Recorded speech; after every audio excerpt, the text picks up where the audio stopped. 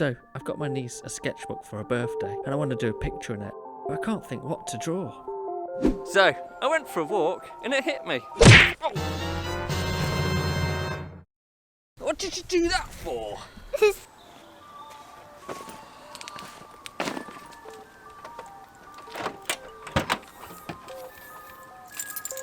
So, I better get going home and then start drawing.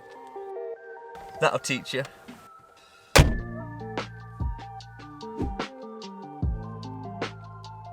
The first thing you're going to want to do is find a reference picture. Once you've got a reference picture, next it's going to be time to do some practice. I did a silhouette drawing where you just draw the main shape and shade it all in, and then some quick warm-up sketches. It can be scary drawing on the first page of your sketchbook, especially when you're going to give it to someone as a present, but try and have fun with it, don't get frustrated.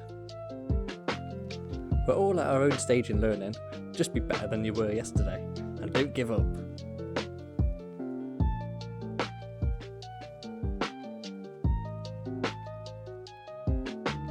And if you do want to improve your drawing, why not try this Naruto video?